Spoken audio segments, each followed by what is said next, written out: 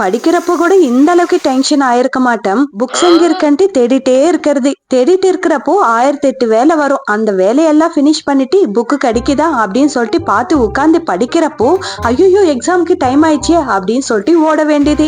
எக்ஸாமுக்கு ஓடுற டைம்லவும் 1008 வேலை வரும். அந்த வேலையெல்லாம் பினிஷ் பண்ணிட்டு ஐயோ எக்ஸாமுக்கு டைம் ஆயிடுச்சு, என்ன வெளியில தான் துரத்திட்டு போறாங்க அப்படின்னு டென்ஷன் பட்டுட்டே எக்ஸாம் ஹாலுக்கு போக வேண்டியது.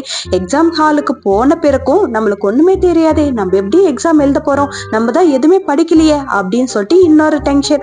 சரி விடு, ஏதோ பாத்துக்கலாம் அப்படின்னு சொல்லிட்டு எக்ஸாம் ஹால்ல போய் உட்கார்ந்தா பென்னு பேப்பர் தவிர வேற எதுவுமே கையில இருக்காது. ஐயோ எதுவுமே படிக்காம நம்ம எப்படி எக்ஸாம் எழுத வந்திருக்கிறோம், எக்ஸாம்ல போச்சா அவ்வளவுதானா, மார்க் வராதா, இந்த வாட்டி ஃபெயில் ஆயிடுமா அப்படின்னு சொல்லிட்டு படப்படன்னு ஹார்ட் பீட் அடிக்கிறது.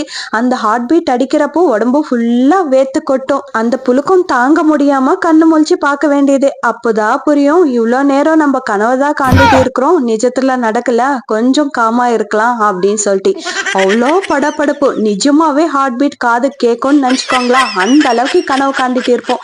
இதுல எனக்கு புரியாத விஷயம் என்னன்னா, கல்யாணம் ஆயிட்டு 15 வருஷம் ஆகுது, இப்போ எதுக்கு இந்த மாதிரி கனவு காண்டிட்டு இருக்கிறோம் அப்படின்னு சொல்லிட்டு. படிக்கிறப்போ இந்த மாதிரி கனவு எல்லாம் காணல, ஆனா இப்போ மட்டும் ரொட்டீனா இதே மாதிரி கனவு தான் வந்துட்டு இருக்கு. உங்களுக்கும் அப்படிதான் நடக்குமா, இல்ல நீங்க கனவுல ஏதாச்சும் ஃபைட்டிங் கூட பண்றீங்களா அப்படின்னு சொல்லிட்டு கண்டிப்பா கமெண்ட்ல சொல்லிடுங்க.